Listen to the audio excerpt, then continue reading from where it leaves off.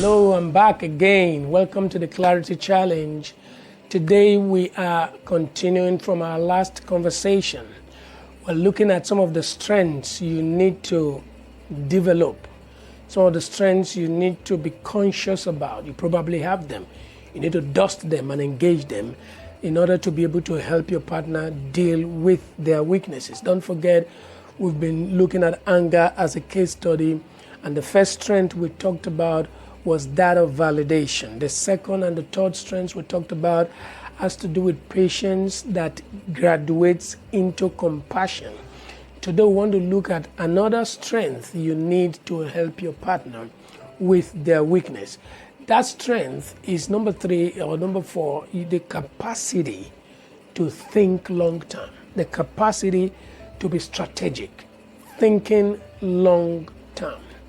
Listen, when you deal with partner weaknesses, when you deal with a partner that is on drugs, when you deal with a partner that's struggling with pornography, when you're dealing with a partner that is struggling with anger, whatever they're struggling with, in as much as, like I always said, you saw these things when you accepted to go into the marriage, or you were more interested in mundane, inconsequentials.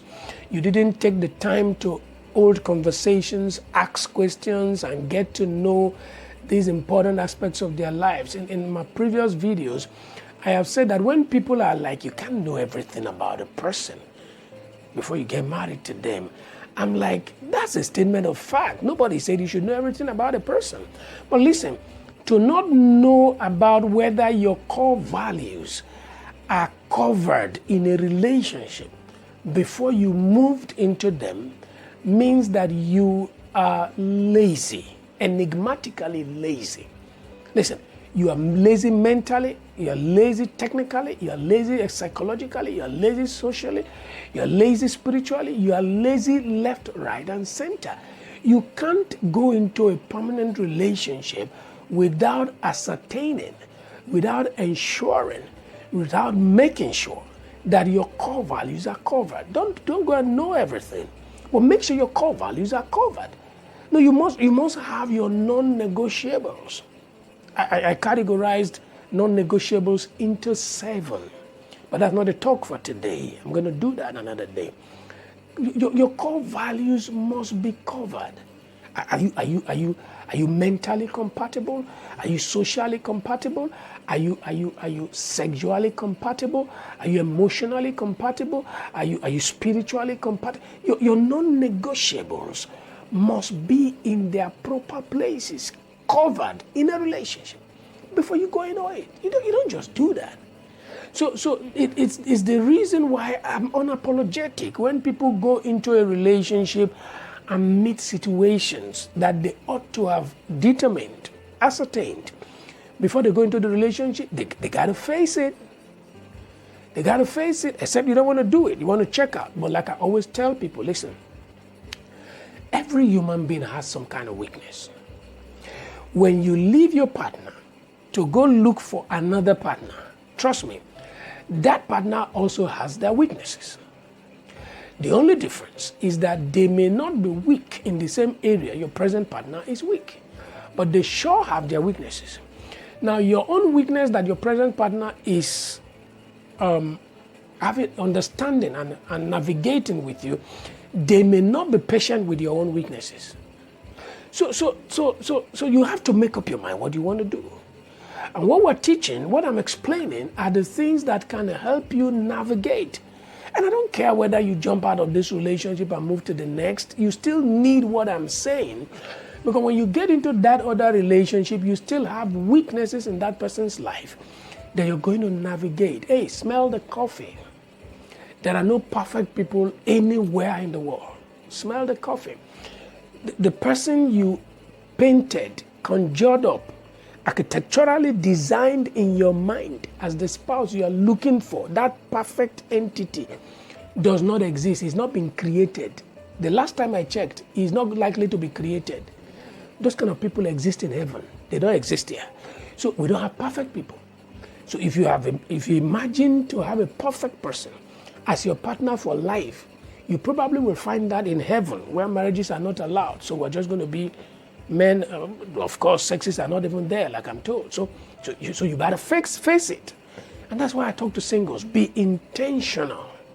Listen, the truth is that some weaknesses are difficult to navigate for some people. What is impossible for you to navigate on and with is somebody's mincemeat. It's something somebody navigates easily. So if a weakness is not something you can navigate, at the point of courtship, you identify it, you check out. To move in with an intent, thinking that you have the control over people to change them, you'll be shocked to your teeth. That the more you try to control a person, the worse they get. That same person is a beast in the house. Is a saint in church. Is a saint in the marketplace. Is a saint in the office. She's a saint in social clubs. But she comes back home and she is a miserable monster. That's what you turned her into. That's what you made out of her because of handling. And all we're talking about here is about handling. I hope you get value out of it. Think long term. Listen, pick your battles. Think long term. I repeat, you don't fight every battle. Pick your battles and think long term. Listen, you must learn to lose some fights so that you can win the war.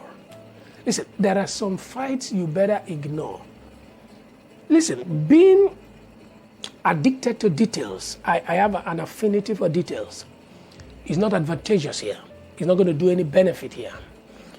Being given to details is good when it comes to strategy, when it comes to planning, when it comes to ruthless execution of vision goals. But I'm suggesting that when it comes to pointing out every detail, pointing out every comment, pointing out every body language, oh, why? Yes. You guys have agreed that the toilet seat should always be covered. Yes.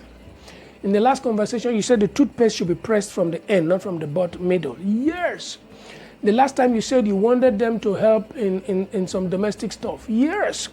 All kinds of conversation. I'm saying this. Learn to lose some fights. Learn to overcome some stuff.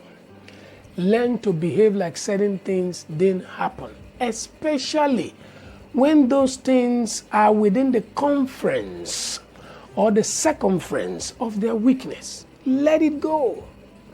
Listen, behave like it didn't happen.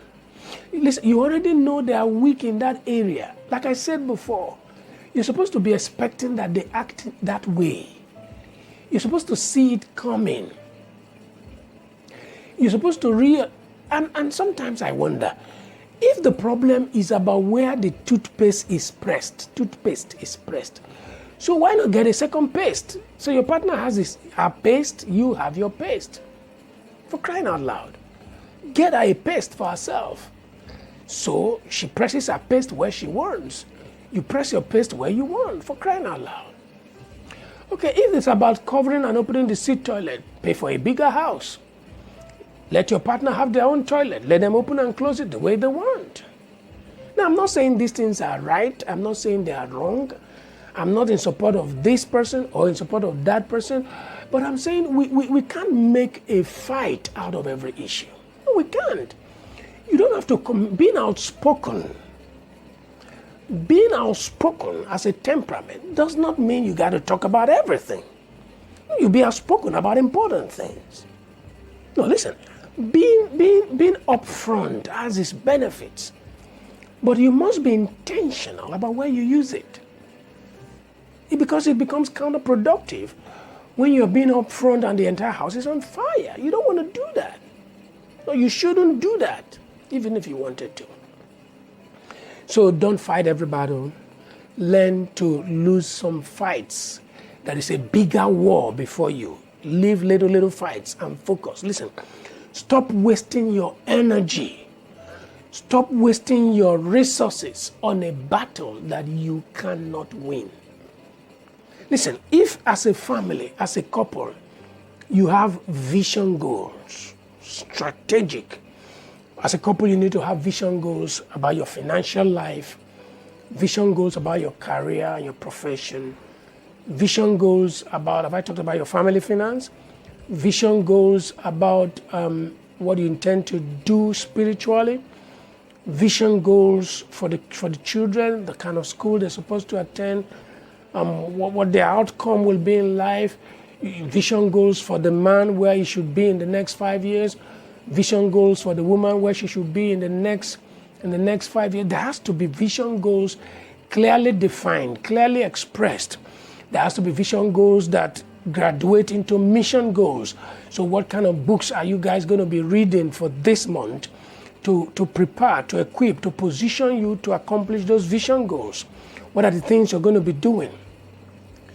When you have incredible, amazing, propelling and compelling vision goals like this, you can't let where somebody pressed toothpaste to mess up that kind of vision goal. Sometimes I think that the absence of focus, vision, and direction might be the reason why we make a mountain out of a mole, out of a handhole. We make a mountain out of things that doesn't matter.